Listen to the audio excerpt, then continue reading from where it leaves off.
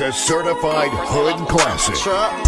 Alright, so you ready? Is it recording? Yeah, it's recording. Oh, this whole time? Yeah, the whole time. Hey guys, welcome back to my channel. My name is Quesadiyah, aka Quesadiyah. Today I'm here with a lovely special guest, one of my good friends, Amina. Introduce yourself to the channel. Hey y'all, I was an fortunate friend of Sadia's. My first guest. We're live from Atlanta. She We're came out live. here for the weekend. So I want to start a series on my channel where I have a lot of super talented, dope friends who are doing amazing things in different industries. Amina works in public health, but we have not really necessarily related to career, but a lot of other things in common just in terms of like lifestyle. We're both Black Muslim women, high achievers, trying to just make it We in try this to be world, high right? And I feel like we have a lot of these like conversations about shared experiences just like in our downtime. So I wanted to bring you onto the channel today because I feel like a lot of people can relate to like some of the struggles that we go through as like young Black Muslim women just out here trying to make it in this world, you know, career-wise, relationships, faith, like just all of those things. I don't know if we'll have time today to touch on everything, but if not, hopefully we can do a part 2. If you want to just start by like just talking about what was your journey like into the field of public health and like what do you do now? That's a really good question because it wasn't like I grew up as a little girl like, oh, I want to go into public health. I didn't even know what public health was. Like most first-gen immigrants, you know, you're an engineer, lawyer, doctor. And so through high school, I was always interested in just health systems and equitable health. And then when I started college, pre-med, I hated all my courses. I hated every single one of them. I struggled in my chemistry classes and I really wanted to change my major, but like most people, I was in too deep, didn't know what to change it to. And I really just had a conversation with myself one day and was like, what is out there besides just being a doctor? Like, it can't just be you're a health, like, you know, you're a pediatrician or a cardiologist. Like, there has to be like strings of health professions. So I started going to Google, right, our favorite resource. We find everything, so kudos to Google because I stumbled upon the field of epidemiology and just different public health fields and careers, but I didn't know there were public health fields like that. So I started reading more. So I stuck it out through chem and I finished my 4-year degree as a pre-med student, but I kept it a secret from my family for 3 years. Yes. Really? I didn't tell anyone. I lied. I lied to everyone I saw in Nigeria when I go back home. Oh, our future doctor, you know, you're gonna come back and you're going to treat us, blah, blah, blah. And I'm just like, yeah. When I go to medical school, just lying. So then like junior year, second semester, I was like, public health is really a thing that I think I'm interested in. And I realized that when I would buy MCAT books, I never studied them. Like I would I wanted to approach health from a larger community focus. I didn't really have too much interest in direct patient care. I was like, you know, people are getting sick, but how do we even stop them from being sick? You know, what does preventative health look like? Is there other ways to approach preventative health besides being a medical doctor? And so when I realized that public health was like that big picture, like vision into handling that situation, I was like, okay, this is for me. So then I called my parents and I was like, yeah, so don't want to do med school. I was fortunate that with my dad, you know, I would never forget, he said, even if it is for you to be a janitor, just be the best janitor you can be. Obviously, you're choosing not to do medical school anymore not because it's hard or that you can't do it, but it's just because it's not for you. So whatever you choose, I don't care what it is, but just figure it out, stick to one, and just excel. And so he was cool with it. That's good. So I was like, dang, I kept this secret for 3 years. I think it paid off because you know how it is. You're always having to explain yourself to family. Like, why don't you want to do this anymore? You know, you've been talking about it. And so it gave them less time to argue with me. So what is your current role? What does that look like on a day-to-day? And how have you been able to maintain your identity like as a strong Black Muslim woman in, you know, in the career field that you're passionate about? Because I feel like a lot of times other people, they're like automatically intimidated or feel like they need to humble you. So like how do you navigate in those spaces, like, you know, white dominated, male dominated spaces? Like what has that experience been like? When I started my role in public health, I started working at the State Department. I worked as an infectious disease specialist, and then I moved on to work in a career that was more business. I was a consultant. So that took me out of public health. And then working in corporate America, it made it very like apparent to me that, all right, you do not belong. So I had to find ways to belong while still keeping parts of myself. So I would do very subtle things, like I would wear my Africa chain, or like, you know, I would wear like maybe like a chain in Arabic or something. Just really subtle, key stuff where it's just like I felt like I was still bringing myself to the table.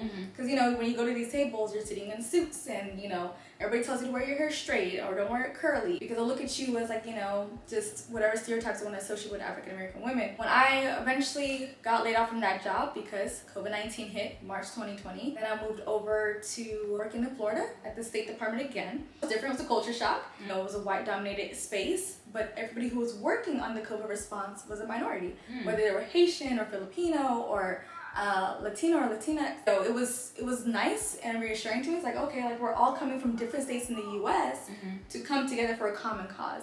So from there, I learned to still maintain my professionalism, but learn how to express myself more safely in those environments.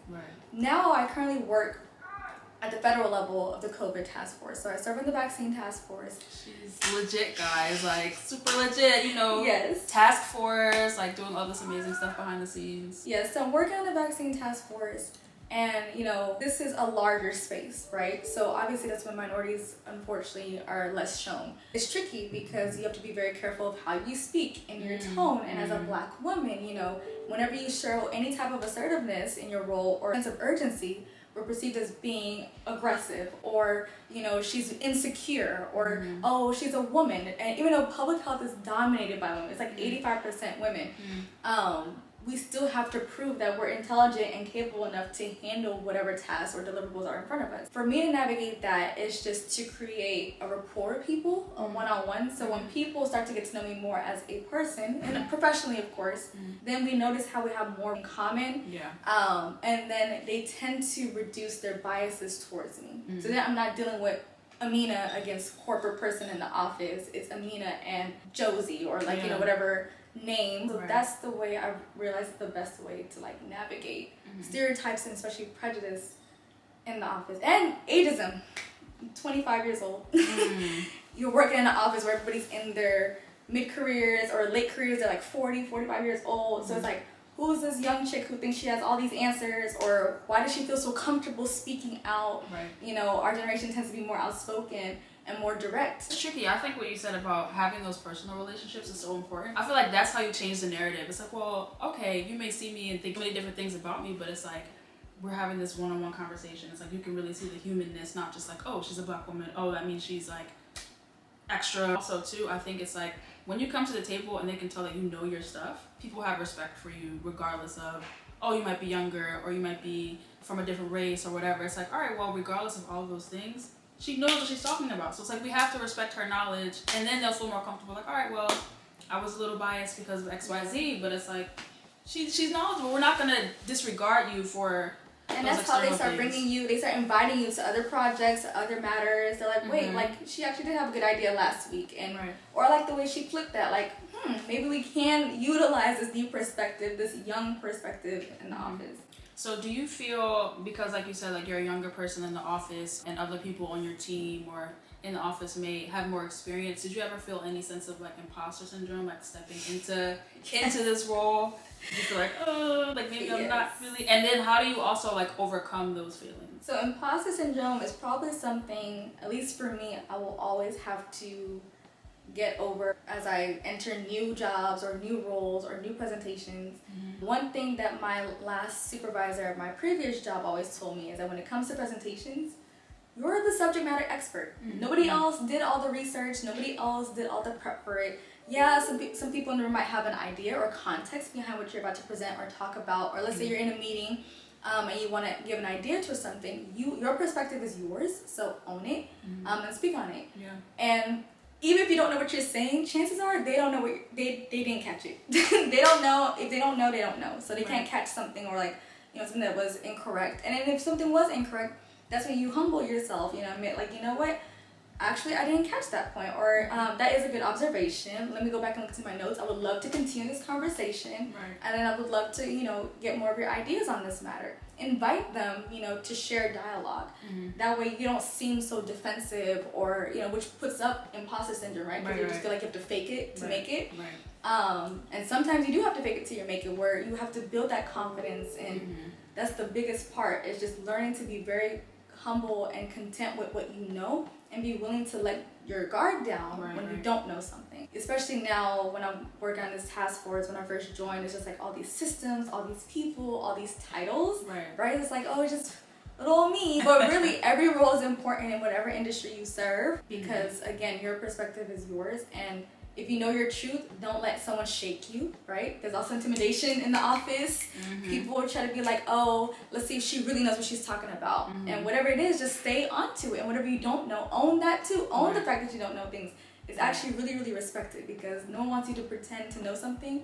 Then you look like a fool. With every different role, I'm like, like, am I really qualified? They really want me to do this? I'm not really sure. Like, do they know who they are? Right. I'm like, But it's like, go back to my resume. Right. But then it's like, yeah, you almost have to like review your accomplishments and be like, hey, well, I had imposter syndrome, but I was still able to, get a bachelor's degree. I was still able to get a master's. Like, we got our master's. For your master's. Right. When you have those moments, I think for me, what helps is like going back through other accomplishments that I've had. And it's like, all right, I'm in this new role, but like, look what I've accomplished. Like, this may be a little different, but I know that I have the skills within me to do the task at hand. And those skills are transferable, because when I was in corporate doing more business focused role and I came back into public health, I didn't know those two realms at all. I always revisit those moments when I would be like in tears, or I'm calling my director and I'm like, I don't know how to get these people to understand that I'm on their side, and building that stakeholder relationships and involvements. I was just like, oh my gosh, and I'm here in 2021. Yes. And so it's like, you didn't know what you're gonna do before, but one rule that I always use for myself is everything's with time. It takes about 90 days to about 6 months to really feel comfortable in that new job you're in. So the first 90 days are the hardest because you're learning. But after 6 months, that's when it becomes routine. So at that point, just stick it out. If you have to cross off every single day and just make it through the days, obviously while protecting your mental health, do that. And then you'll look back like, dang, when I started this in October, like, this used to be so complicated, and now it's just like click, click, click. Let's switch gears a little bit. Professionalism, like, that's one part of our lives, but then we still have, as high achieving women, we still desire, relationships, companionship, other things. What has been your process, like, with dating and trying to find like the right Muslim man for you? Like, how does that work? How do you even make time for that when you're working and doing all these other things? So we'll say working is such a demanded area right now. I don't have time for the nonsense. I don't have time for the games. No time for the games. I don't have time now or ever. Like, no games. You text me something crazy. It's like, I don't have time. Right. Really, it's helpful to stay busy in my career right now, especially for me being in my mid to late 20s, because you really don't have time for nonsense. You don't have time for distractions. And then it really allows you to focus on the relationships, whether it be familial or friendships, more intimate relationships as well, with those individuals who actually add to you, right? It's a reciprocal relationship. You feel like you're pouring into them, they're pouring back into you. Especially working a demanding career, you want somebody a friend that you can call on and vent about things, and they're not going to judge you, or you're not going to feel some type of way. So if you're dating someone or getting to know someone and they're not understanding, or they're not even trying to learn your world, right? We all have our own worlds. And when we meet someone else, we're not getting put into their world. You're just meeting their world. So it's like, how do you find someone who complements yourself? And for me now, it's just, do we feel like we're growing at the same rate in terms of we're focusing on our deen, we're focusing on our careers, focusing on our financial goals? Those questions become more important than, what do you like to do on the weekend? Not to say that we have to go in the same direction or be in the same field, but, are you always trying to progress or grow? As long as tomorrow is better than how it was today, you're growing, you're successful, in my opinion. But then that goes back to the person, what they consider important. And so I would love a partner who's equally driven to be a better person, to be a better Muslim, to be a better director or scientist, or doing the best of whatever you're doing. Right. And that in itself is security. Because if you can do well in what you're doing now, you can probably do well in your relationships. That's why I really wanted to bring you on the channel, because I feel like you have a lot of insight and wisdom that is important for, I think, other women who may be going through like similar issues, or may aspire to be like a high achiever and not know what that journey looks like. We're still just in the beginning stages of our career. I think we're that generation that will be able to pass on to our kids that resiliency that everyone likes to talk about. They'll be alright. They don't need that right now. I was watching some of the footage back. I'm like, dang, my eyes are so big. I'm like, turning to you, and it looks like I'm like staring at you like this. I'm like, I'm just looking at you normal, but it looks don't do it like that. Just looking at you. Hey, I was talking to because I started going to therapy recently, and I was talking to my therapist about it. Like, even though like I have a lot of goals for myself and things I want to accomplish in my life, like a relationship and marriage is so important to me. So she was just like, well, you have to treat that almost as like another job. Like, don't just leave it to chance that you'll meet the right person. It's like you have to really put that time in. Actively. Right, like actively, like at least if you're not like actively searching or using apps for hours every day, but just like making an intention to make that a priority also. So now I'm like, all right, you know, I do have work stuff and I'm busy, but I'm gonna try to at least allocate some time to thinking about relationships, thinking about like, all right, how can I meet the right people while not like stressing about that too much? Or letting it like overconsume you. Right, exactly. You touched on a really good point, intention, because a lot of people feel like if I have this app, I'm meeting everybody, everyone's supposed to just be like a catch, and it's like if you're not intentfully searching for someone who matches what you're looking for or what you can give at all, like knowing your limitations too in love, then you can meet 1,000 people and they're not gonna all be good for you. That is true. That is true. Ugh, trust. But I feel like I'm at a point right now. I want to definitely like delve into dating, searching, but at the same time, I feel almost kind of tired because it's like a tiresome process. Like putting yourself out there, trying to meet the right person, being disappointed when they're not the right person. It's just like, you know what? Ugh, I'm tired. Do you feel any like external pressure from family or from friends who are like, oh, like you're 25. You should like, why are you not married? How do you respond to people who may have those like expectations or make those comments about like, why are you so single in your mid-20s? So I think the important distinction would be internal and external pressures. Some of it really just is ourselves trying to adhere to societal standards of dating or marriage, like, oh, you're in your late 20s, you should already be in like a really firm committed relationship, you should be getting married. Then there's also, you know, your mom or your dad or your guardians who are like, I got married when I was 17. What are you doing? Hey, what are you doing? When they realized that education truly was a priority for me, because master's, that's like optional compared to like a BA, like a general degree, that's more like kind of like your next step after high school. Most of us, we just fall right into doing our first degrees.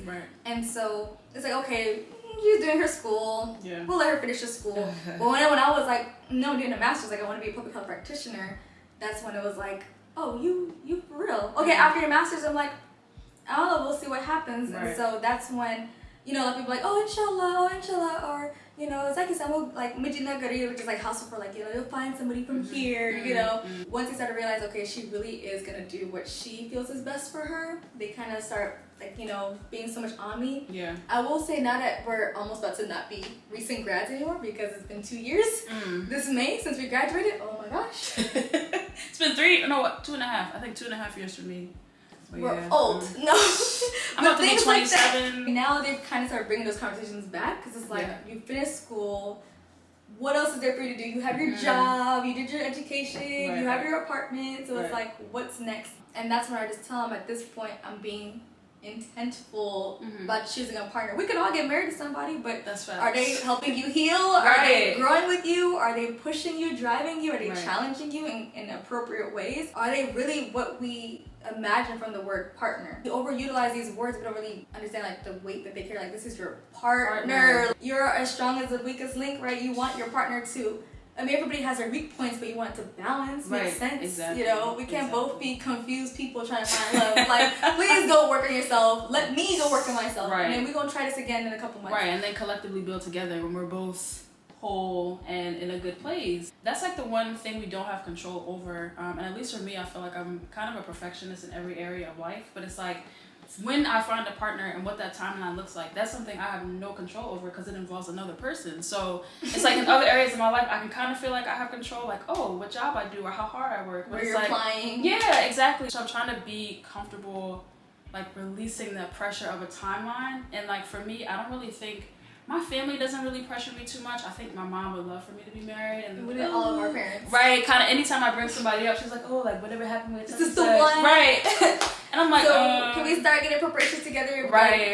Venue's already booked. I'm like, no. Let's bring it back a little bit. Obviously, like, I would like to be married, but I'm trying to not put that pressure on myself because it's like we already have enough pressure. We're in a pandemic. Yeah, so like we're at, like, limited. Everyone's on a dating app, so whatever selective pool we thought we had before is trash. So how do you feel like you've supplemented your time? throw it back on you with not, you know, you're trying to be intentful with dating or meeting others. So while you're doing that, how else are you feeling that time to work on yourself? Yeah, that's really been my priority, I think, especially like the end of 2020, 2021. It's like, all right, the pandemic has allowed me to take a lot more time just to think about myself. And it's like, how can I make myself a priority? How can I love myself more and better? So I've just been trying to do things that really bring me joy and just add value to my life, whether that's like spending time, communicating with friends, being with family, finding new hobbies. Like that's been a big thing for me. Painting, like now I do a little art on the side, you know. check for the Etsy in a couple weeks, and then we'll see. But yeah, just trying to make myself a priority and just, you know, I feel with a relationship, we always think about like how you want someone else to love you or, you know, have a loving partner, but in the meantime, we can still love ourselves. We can really care about ourselves, maybe in the way that we wish other people would care for us. I'm not like sitting waiting like to be chosen or something. TikTok. Right. No, like I really do feel comfortable just like being in my own skin and being alone and just learning about myself and just enjoying the journey. I feel like that's, and for us too, because we spend so much time like in school and thinking about like, all right, what's the next step? And it's like, okay, now we're here. Like we got to a point where we're starting our careers, we're in a good place financially. So now I feel like in a way we can kind of enjoy this journey, you know, without thinking so much like, all right, what's the next step? Like I got this, now where's the husband, where's the kids? You rush through trying to do all the steps that you don't even take the time to appreciate that. Like where I am now, I was unemployed last year for 4 months and I prayed for a job. Now that I have a job, am I even appreciating it the way I'm supposed to? Even though it has its own stress. But like, you know, there's certain challenges that we would rather have than others. Like I didn't like being unemployed for 4 months. And now it's like, okay, I'm gainfully employed. So it comes with its own stress. But choosing those sacrifices, right? And taking that pause. But I like you said, making yourself a priority.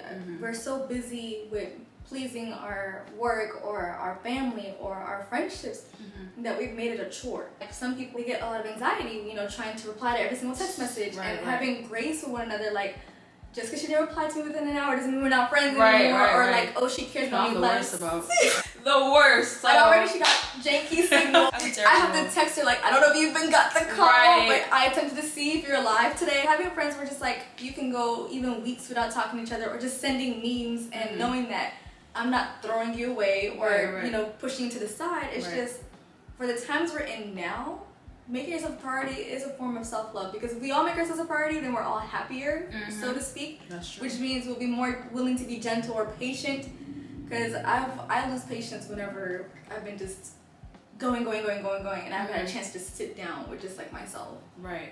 And I feel too, like as Black women, it's like we're expected to bear the brunt of so many things. It's like, and we're just expected to take it all and not have any type of emotional response. We're always expected to be strong, to be like that source of support for everyone else. But it's like, all right, well, that's all cool, but at the end of the day, like we're human beings, like we have emotions, and we should be free to feel however we feel and not feel the pressure of like trying to be perfect, trying to please other people in our lives, all that kind of stuff. So go ahead, you. Take a quick, I can edit it out. Final thoughts before we close. Do you have any advice for maybe someone who's a couple years younger than us, who may just be starting out like on their college journey or just trying to figure out like grad school life, trying to balance it all together? What advice would you have for that person? I would say, without hesitation, find yourself a mentor. There is humility and strength in admitting that you don't know and you need guidance. So in addition to faith, in addition to praying or whatever you use to center yourself, like meditation or exercise or hiking, in addition to that, like, do actively seek for multiple mentors. Don't feel like you found your one person and they're supposed to be your knowledge keeper. I've had mentors for spirituality. I've had mentors for professionalism. I've had mentors for being a Black woman, you know. Find the people who have their own subject area, right? And lean to them, kind of like your friends. You know what friend to go to for certain problems. So then have a pool of mentors where it's like, this is the person to go to for this. This is the person to go to for that. And don't worry about the relationship lasting for 3, 4, 5 years. I've had mentors for 6 months. I've had mentors for 2 weeks.